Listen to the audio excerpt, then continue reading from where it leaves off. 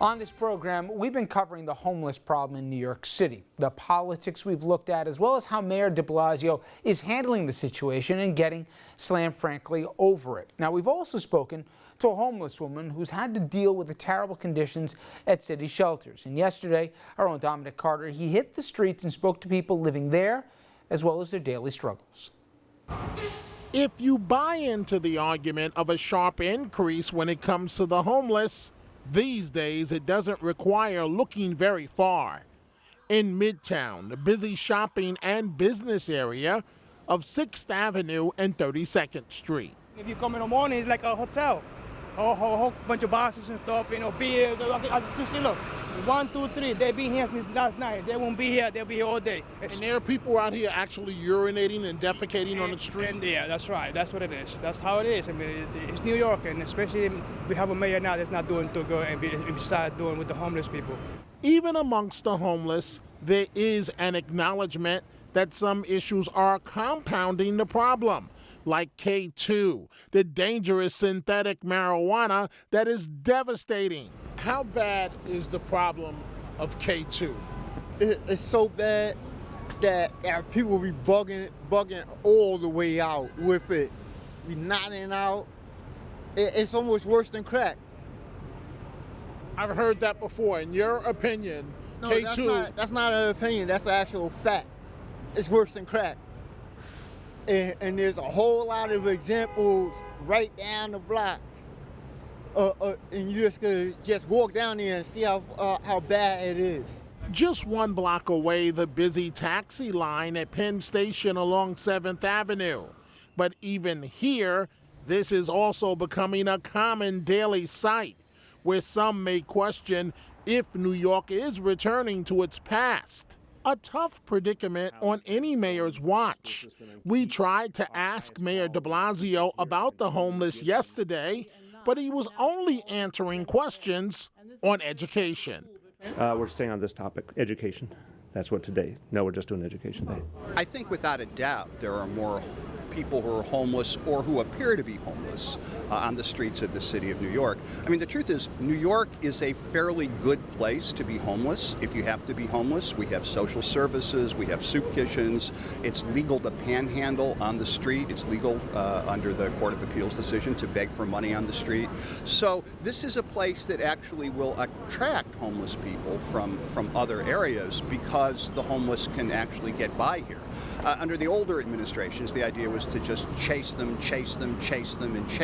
arrest them, harass them, and they were driven off the streets. Kubi adds a quick solution is unrealistic. As long as we have to see them every day, we feel compelled to do something. Government needs to do something in terms of housing, more outreach, mental health services. All of those things are happening under the de Blasio administration, but they don't solve the problem overnight. Simply treating people like large sacks of rotting garbage that you just want removed and you don't care how is not the responsible solution, it's not a humanitarian solution, and it's not really a solution at all.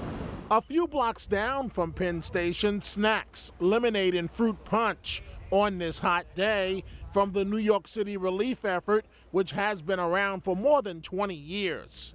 Brett Hartford is an outreach team leader. I'm curious, why do you do what you do? People need love.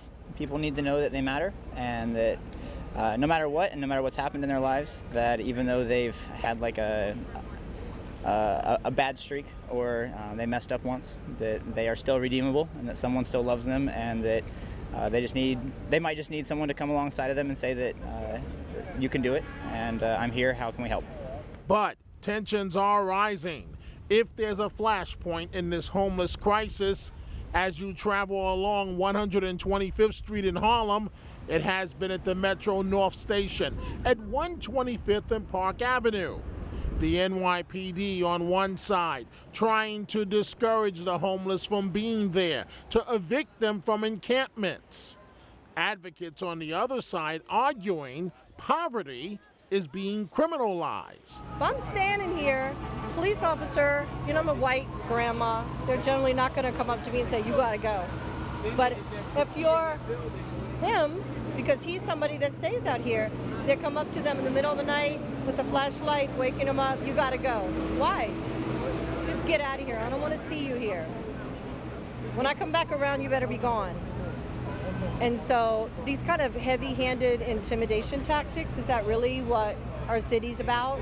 Is that what Mayor de Blasio ran on, A Tale of Two Cities? Did he mean some of us get police protection and others get harassed because we're in public space and we make him look bad? I don't think that's why people voted for Mayor de Blasio. Explain this to me, though. Why do people keep coming back here? Nowhere to go. They're homeless. They have nowhere to go.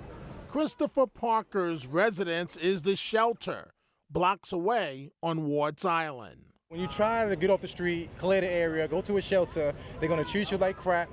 I mean, mostly in Wards Island ain't that bad compared to some of these shelters out here that's brothers getting cut up, stabbed up, robbed every night. You can put your stuff in a locker and your locker getting raided by the workers. And one could even feel the frustration. That's the worst part about it, is the look that people get as they walk up and down the street. Ew, ew, and I take a shower every day. You tearing down somebody that ain't got nothing. You taking away something from somebody that ain't got nothing. Now you want their pride, you want their dignity. You want to say, go over here, go over here. I'm ready to just lay down right now in the middle of the street. And of course, we'll continue to follow this issue. But up next, we change gears and take a look at some Valley news making headlines.